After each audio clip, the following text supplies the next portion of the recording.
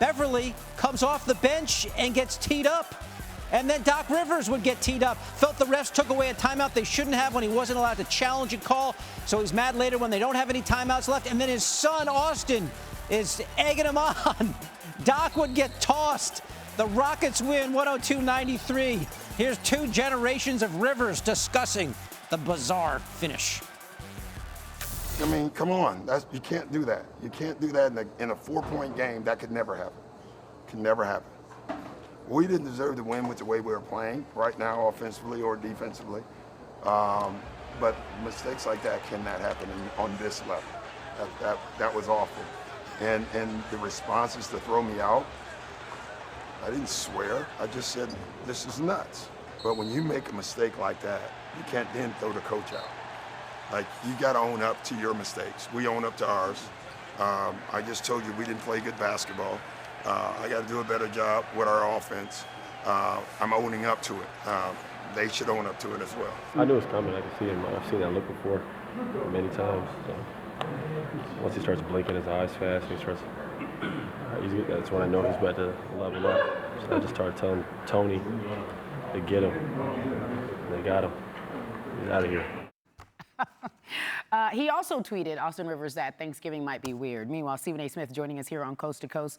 Austin Rivers calling for AT, and he got it. Doc eventually gets ejected. Let me ask you this. In this back and forth that had been happening all night with Doc, obviously not happy with the way his team was playing, but with the refs as well, was he wrong in this situation, Stephen A.?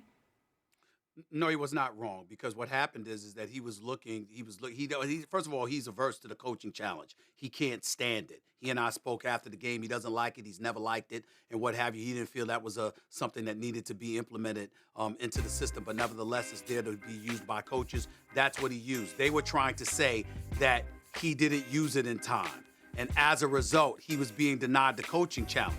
But if you're being denied the coaching challenge, then you should at least get to keep your timeout.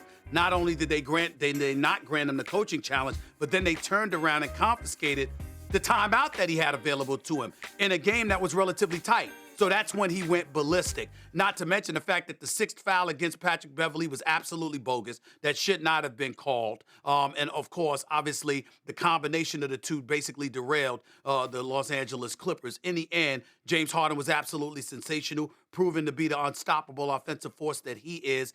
And in the meantime, the Clippers get set to play the Houston Rockets next Friday, I believe, in L.A., and Doc Rivers and the Clippers' attitude is, we're looking forward to that because we'll have our full team. He's saying that because Paul George was sitting on the bench, and Paul George had an attitude prior to the game because he desperately wanted to come back last night to go up against Harden and the Rockets as opposed to waiting for tonight to go up against New Orleans, I believe. He wanted to play last night.